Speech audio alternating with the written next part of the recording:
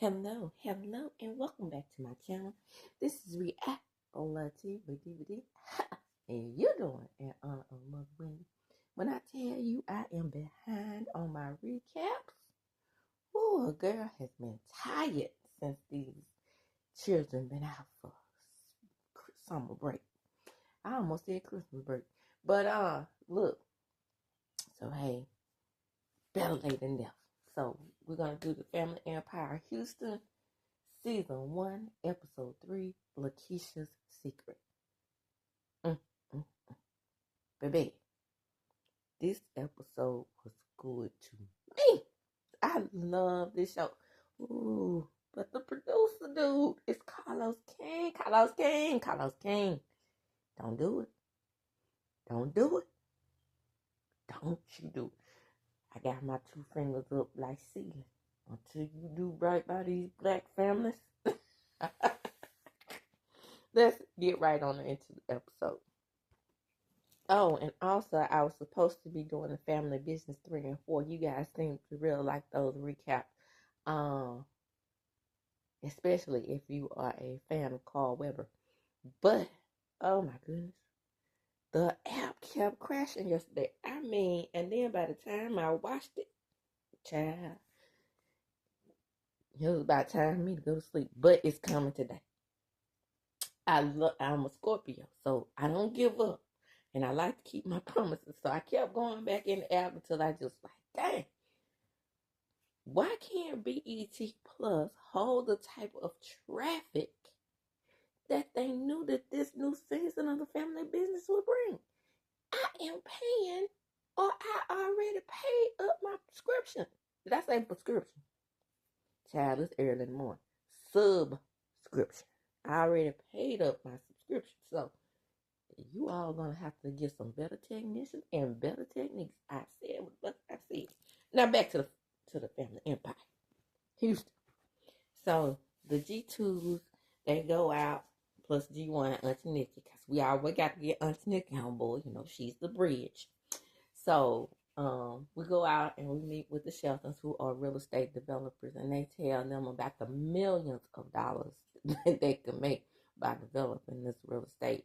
He's thinking about putting homes there, at least selling them at about 300, or renting them out for about $340,000 a house.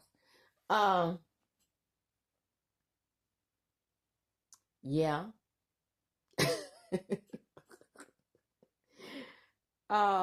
But with the prime real estate, you do have to think about what type of element is going to move in. What type of element do you want to move into those areas? At times you do have low income residents that do right. At times you don't. When you develop land and you sell property, you do have to think about that. I'm just saying, Jamisha, you might want to pump your brakes a little bit and think about that thing. Maybe put some more. I was thinking they should still stick with the event spaces and the house, not the housing, but the event spaces and the restaurants and stuff like that. I mean, you can't go wrong in that area, in my opinion, except for if the restaurants go out of business because they can't afford the rent, like around here. Yeah. Ugh.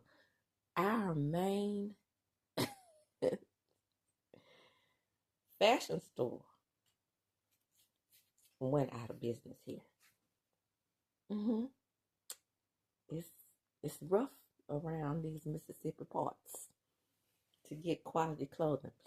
Well, you know, if you're not like me, I don't like to go to brick and mortar stores anyway. That's neither here nor there. I'm an online type of girl ever since the panorama. What makes the Shelton so perfect is that not only does the wife work for Jamisha at Braden Real Estate Group, hey, the husband is a developer and she develops with him. So you can't go wrong working with family and friends. Okay? All right. To build, we're looking at $7 to $10 million. I think Janisha got nervous then. But what's the $7 to $10 million investment when you know that your product is good and you know that $7 to $10 million investment could turn into $50, $60 million over time? So we got to look at the bright side, G1s. So in the next scene, we have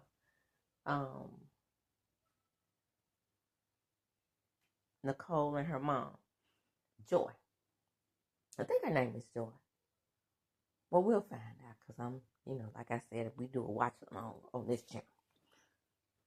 So the conversation with Joy starts off with, well, Mom, we are thinking about having a brother or sister for Layton because even though she came naturally, we were thinking about doing it with you. Mom, you never told me any of this. And she said, well, it's not something easy to tell. And poor Layton, she's been sick. What's better than to spread the vid and the flu and share it with the whole family and another brother or sister? It's nothing better than having to take care of children who spread disease back and forth with each other. I know personally. Girl, have a don't adopt you another baby, like I said. As a social worker, it is very satisfying when you find the perfect child and the perfect fit for your family. Go ahead and adopt someone either of her age or close to her age, and you'll see the difference. But like I said, it has to be the perfect match.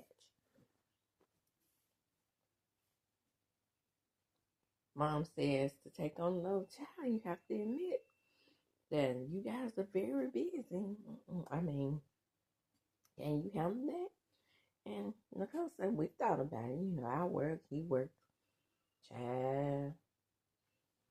Larry ain't never at home, child. And y'all, like I said, y'all 2 shifts passing in the night. But, I had a sibling, so I can't speak on being an only child. And, child, I mean, it was the best thing that ever happened to me. We had sibling rivalry. But, it's the best thing that ever happened. So, Mom asked about how did the talk go with Keisha. And she said, we're coming to a space where we understand that, we have to have a sibling bond. And some things that happened before you were born, though, baby. And Nicole cut her off at the knees. She's like, Mom, I don't care. I don't care to talk about this. There's some things that we shouldn't be talking about right now, and I don't want to rehash this. And even though my mom, she said in a confession, doesn't feel like she's ever been hurt, it's just, I'm ready to move past it. Yeah, because you and Keisha look just alike. I mean, you have the same mouth shape, same teeth at the bottom.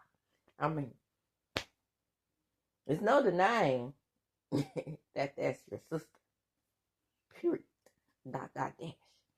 So, yes, let's leave those skeletons, as the show for last week was.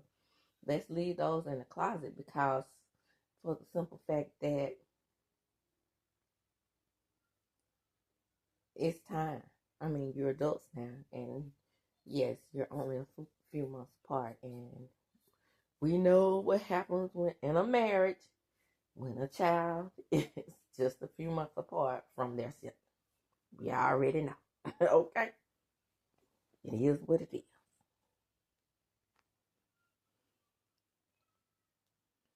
So we have a meeting with the realtors for the brokerage, and they make the announcement that Caramel, Lakeisha's beautiful girlfriend, wants to be a part of the brokerage. And so does Lakeisha. She has expressed interest in getting into real estate.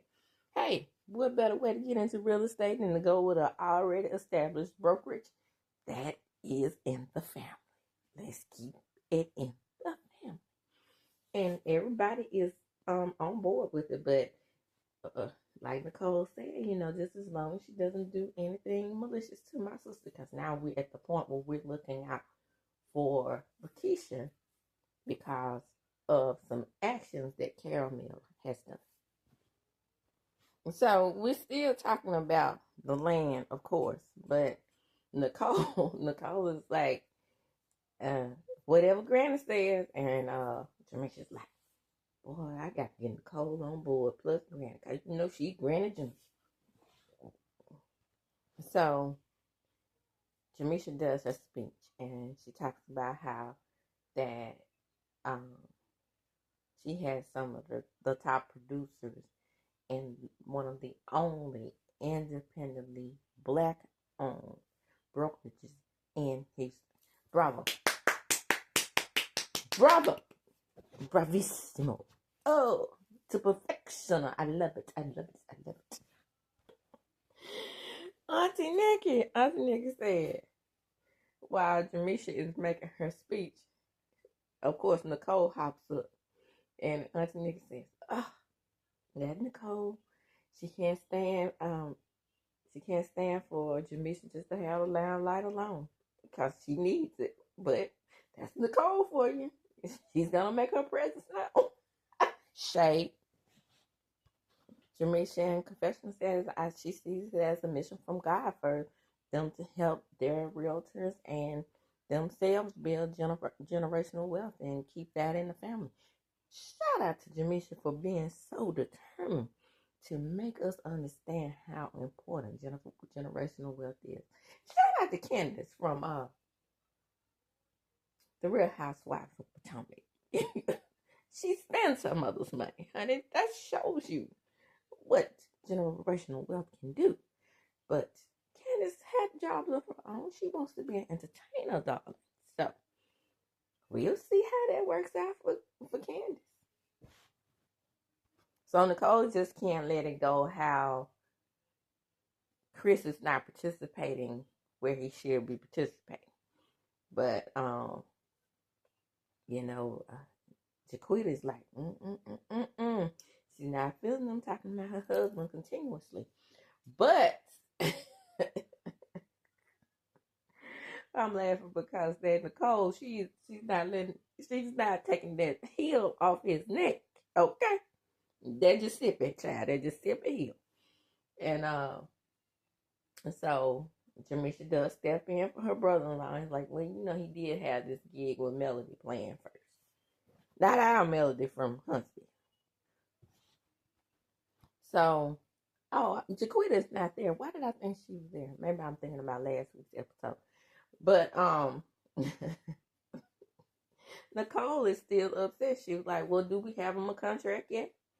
And she was like, no man can cash in checks like clockwork except for family. And that is not fair. And then Jamisha was like, well, I'm just going to table this for now. Shout out to Jamisha for trying to be the voice of reason here.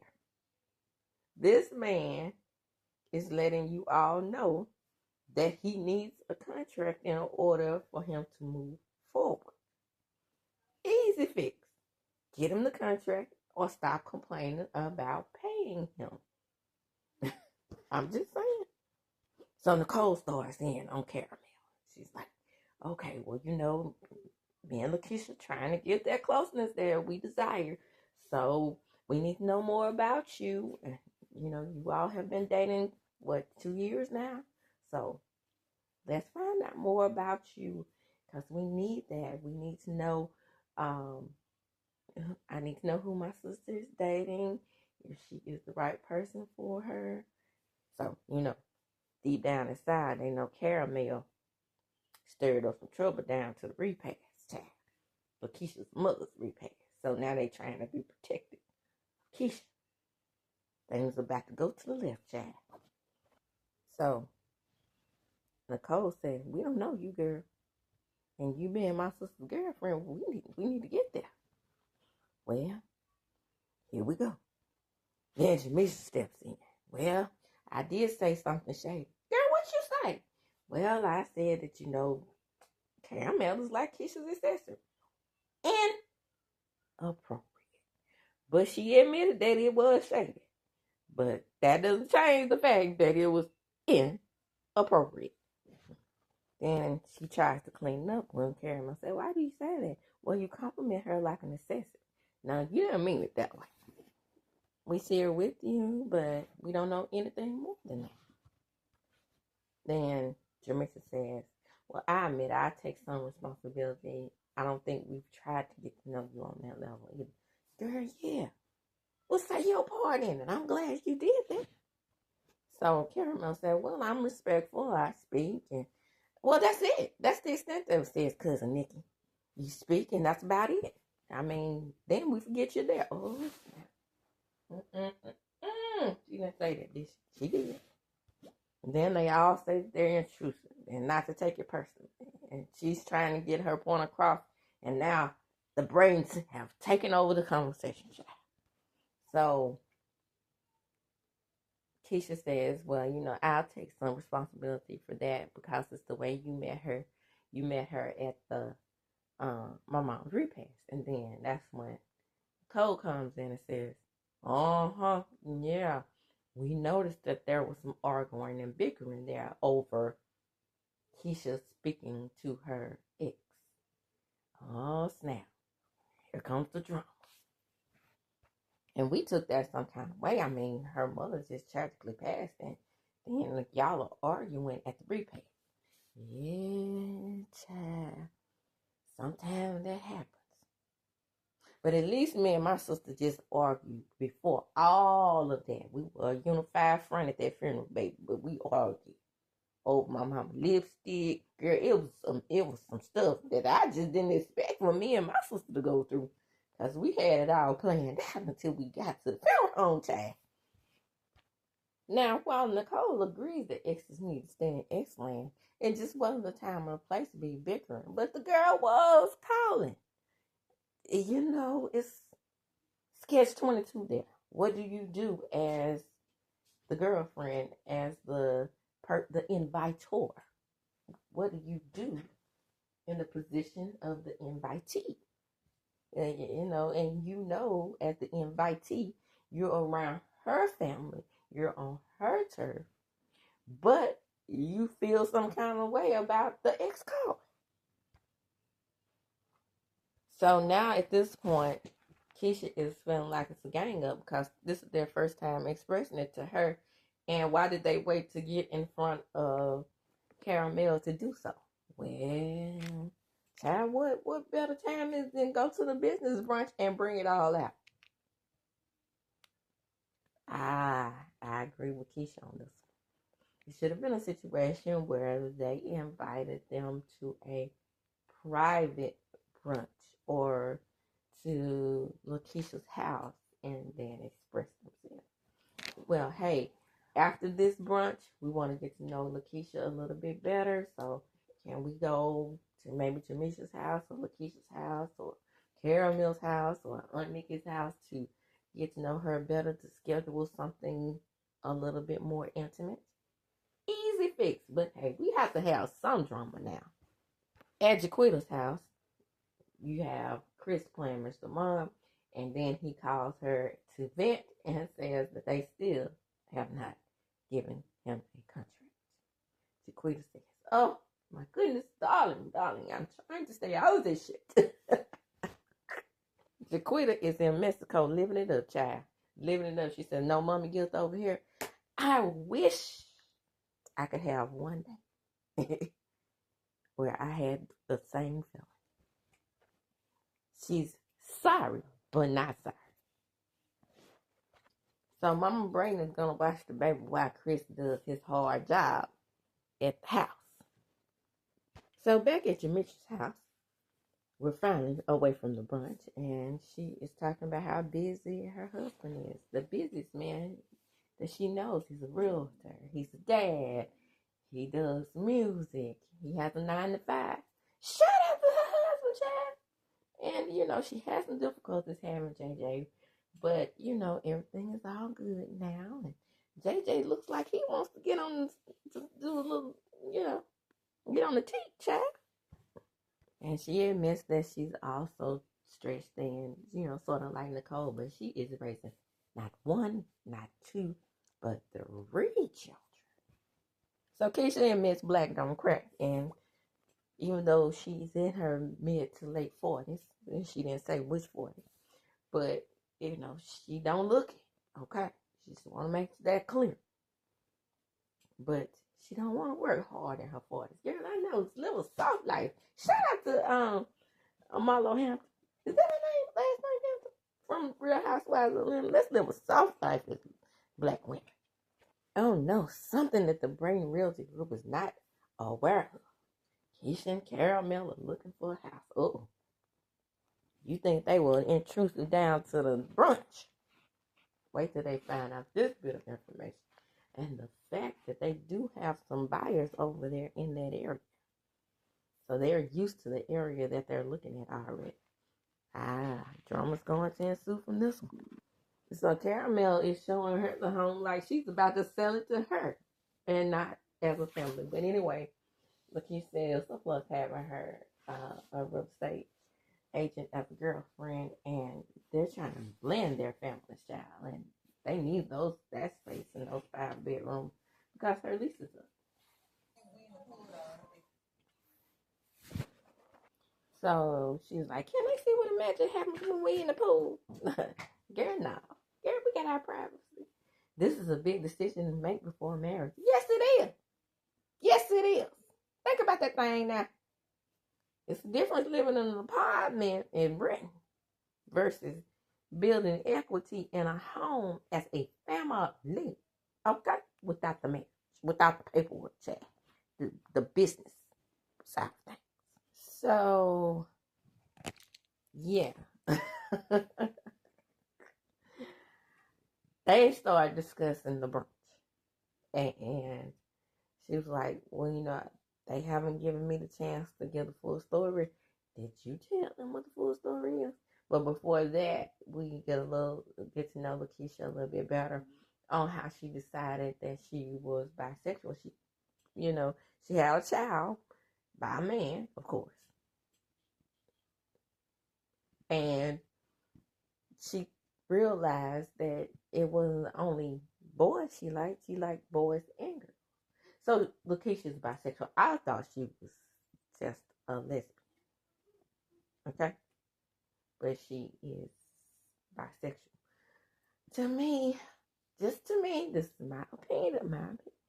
It's like a little bit of a dangerous game when you expect monogamy from a bisexual person.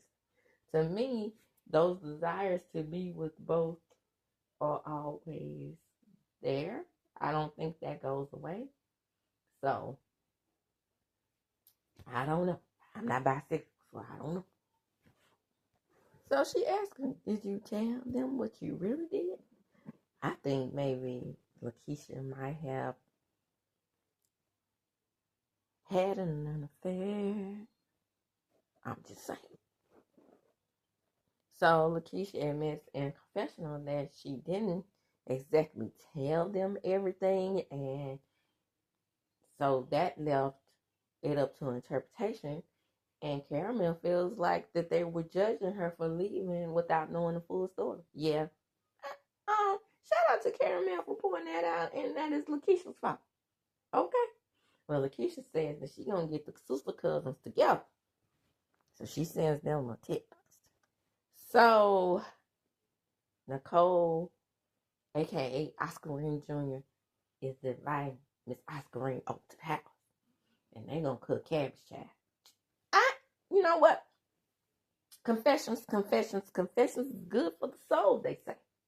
Now it's my turn. Back in the day, because my mom always said cabbage makes its own water, I never put enough water in the cabbage. So, therefore, I would always accidentally end up having fried cabbage. Okay? Then I moved back home with my mother, and it was just me and her. And baby, when I tell you, She showed me how to cut that cabbage and put just the right amount of water in it. Your girl can't throw down on some cabbage, even though, she only used whatever, meat and salt and a little bit of sugar. Your girl adds the garlic salt and the garlic powder. It is a difference. Shout out to Kimmy Creations. Garlic powder and onion and a little turmeric. Baby, when I tell you my cabbage is fire, that's just a side note. So Granny Oscarine is like many, many parents of boomers. She doesn't say the words "I love you," but she shows them by coming over and doing things like cooking cabbage with them. Of course, darling, that's the way they show their love. I'm a product. I understand. I'm a Gen Xer, darling. And my mother probably, I don't recall. I don't recall her saying "I love you" in my lifetime, but a spriggle of times. But I felt it though. I really did. And that's a lot of times where us Gen Xers go wrong. I think we didn't insist it because that's just the thought process we had. Well, we know they love us. They provide us with a home and this, that, and the third. But I tell my children every day, because sometimes you just need to hear it. So Granny puts the green cabbage in first, but I mostly just kind of cut that off. But anyway, here we go. So Granny is drinking sangria with the cocoa, child. I love Miss Oscarine. Do you hear that? Do you understand how I feel about this woman through the TV? Shout out to me feeling the same way about Kiki through the TV. But, people saying they know it's not possible to love someone through TV. It is, because you feel an experience that they provide on the show. I admire Miss Oscarine. Therefore, I have an emotion for her. I admire her work ethic. Same thing with Oprah. Shout out to Miss Oprah Winfrey, the owner of this network. Well, former owner. Partial owner. You know what I'm saying. So Granny Oscarine tells her story of adoption. Interesting. And as a former social worker, I always promote adoption. So shout out to Nicole for thinking about doing it. Yeah. And we found out that Granny Oscarine was indeed adopted. Her mother didn't want her. Oh, Granny Oscarine tells Nicole, and she should be ashamed of herself, that being her first time cooking cabbage. But Nicole asked her how was it living with her adopted parents, and she said it was great. Duh. Nicole. Adopted parent. These stories that you hear about these outlandish parents who adopt, or these horrible children, those stories are few and far between. Right quick, Nicole brings up the land and she tells her, I'm not going to let anybody pressure you into doing anything you don't want to do, Granny. Granny says, don't worry about that. Granny don't play that. I heard that, Miss Oscarine. And the next thing, Justin decides he's going to do his show. And baby, Jamisha says, let me get on the mic. And he's like, nope. No. You will not. But she loves her husband on this scene, and I do too. I think that is so cute between them. How, she's cheering him on and encouraging him. It's a beautiful thing. It's a beautiful thing. So kaboom, Nicole steps in the room looking like a smooth Latrice. I can't help but compare her to Latrice Rogers, because that's the way Latrice steps in the room, darling. She has the coats on the shoulders and not her arms in the sleeves, darling. Fabulous. We're never going to put our arms in the sleeves. No. We're going to drape the coat, the chinchilla across the shoulders, darling. So Jaquita exaggerates a little bit and said, girl, I heard you had about 10 clothes. It was only 4, but hey, it's the business. It's facts. You know, darling. And then Chris says, dang, 4? Yeah, it was 4, and it was wonderful. Because I'm the she's not eating. She didn't say that, but I had to add my own little zhuzh on it. When I tell you I love Jaquita, Jaquita is like me. She's real light with the whole thing. She's like, girl, I heard some drama happen while I was away. Then they all get the group text, right? From Lakeisha. I'll tell y'all what y'all need to know. Y'all didn't have to bring that up in front of my baby. My baby is the good one. No, Lakeisha, I have to side with the sister cousins on this one. They have admitted that you don't always share what's really going on. So, of course, they made some assumptions. Were they wrong in making their assumptions? Yeah. But you also were wrong, dear. So Auntie Nikki is confronted, and she's told that through text message that they felt like Caramel and Lakeisha felt like her energy was bad because Monet also steps into the room, and they was like, Monet, we know you got the text message too, chat. And she said, I did. But me and Jaquita, we innocent. And then Auntie Nikki said, well, her energy was bad as well. Oh, snap. So they started to talk, and they say, they're coming. And then they all say, we need a drink. Chris said, hold. Maybe y'all shouldn't drink until after the conversation. Nope. Us brain women gonna do what we want to do. We want a drink. If y'all put Nicole and Monet's half sister at the bottom of their screen one more time, I already told y'all they are not half anything. They are siblings. Oh snap! Here they come! Here they come! Here they come, guys!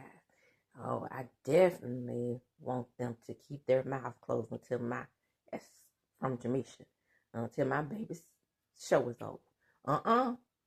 That is not the brain way. And that is the end of the episode. The episode is to be continued, my darling. And we're going to find out how this confrontation is going to go on next. Oh, wait a minute. Today's episode. Oh my goodness, darling. I keep forgetting that I'm behind. Okay, that's the end of it. I'm going to close, but before I do, please come in. Like the video. I love this show. I love this show. Carlos King. You and the mean. You're going to have to stop. Let's keep this family intact. Don't do it. Don't put your stank on it. Stay over there. Let the producers on the scene do the producing. You just sit back and collect your name production checks. Stop. Don't put any input in on this show. Because, in my opinion, you kind of destroy families, child. You don't build them up. I'm just saying.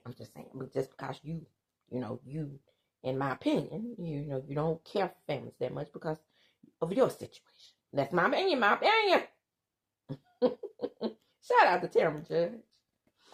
And anyway, like I said, please comment, like, and subscribe. Share the video. Because what sharing is caring. And as I do when I close, I'm going to check them up. Deuces. Don't forget to hit that notification bell button.